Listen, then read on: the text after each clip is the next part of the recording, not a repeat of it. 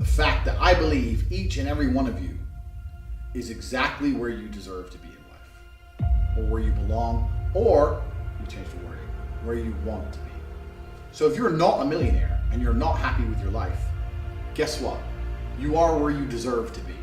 And the reason I'm going to say that is as follows. I had a bad luck this, or I tried this, or I can't pull off that, blah, blah, blah, blah.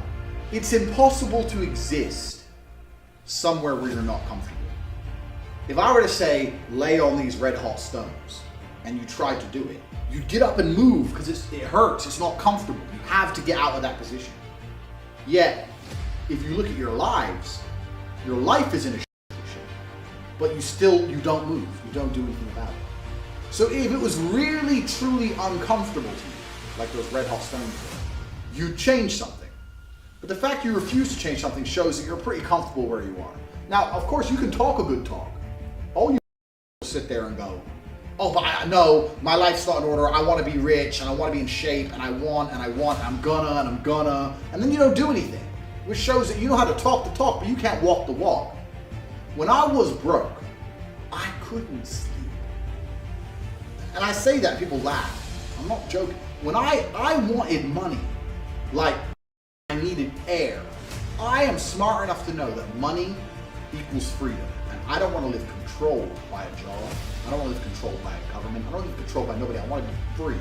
I want to be able to go on Twitter and say what the I want and not worry about losing my job or pussy. I needed money. And I used to sit there and just literally my hands in my head, and people are like, what's wrong with you? It's like, I need money. I want money today. I would have been one of them cats that robbed a bank. If I didn't find money, by the time I was 40, I would have walked in there with a shotgun. I'm not gonna live broke. Get rich or die trying. I understand that completely. You are sitting there going, oh, well, yeah, I really want to be a millionaire. And then just go to sleep. Oh, get my pillow, I'm tired. You are not uncomfortable in your position. Same thing with physical fitness. You're a fat. Oh yeah, I really need to lose weight. I know I'm going to lose weight. Why are you fat then? Getting fat does not happen slowly. Getting fat does not happen quickly. It's a slow process. You didn't notice across a year, every time you looked in the mirror, your eyes were closed. You knew what was happening, and you were comfortable being fat, because if you weren't comfortable, you would do something about it. Talk to people with their lives. They're like, well, my life's. And I'm like, yeah, well, of course it is, because you're happy for your life to be. Even if you're not happy, even if you're uncomfortable, you're not uncomfortable enough to change it. If you were genuinely unhappy about your position, you would not be coming to me for motivation. If you were genuinely pissed off about your situation, you would not need me to motivate you. You would motivate yourself, and you would do something to change it yourself, but you don't. I believe there's only 3 reasons people are not rich. One of 3 reasons. They're either stupid, arrogant, or lazy. Stupid is actually the smallest category. People think, oh, there's a lot of stupid people. There are, but I know a lot of stupid people with a lot of money, right? There's so much money in the world. To be too stupid to generate money, I think is less than 5% of the population who are genuinely too dumb to ever make a good wage. Then you have arrogant and lazy, and these are the 2 most common. Lazy because people just, oh, but I need time to myself. Oh, but it's the evening. Or, it's hyper competitive. There are people who do not need times to themselves. There's a guy in Islamabad who'll do your job online for $3 an hour and he doesn't sleep. You're going to lose, right? So if you're going to be lazy in any regard, you have to understand there are people like me who are billionaires who work 18 hours a day. When I finish this, I get into my car and I open my laptop and I work on my way to my next appointment. And I'm going to work all night till the day I go. When I go to sleep, I close my laptop and I'm asleep a minute late. I work. That's all I do. Men used to go to war and fight each other in physical combat. And now we don't because we're more civilized in some regards.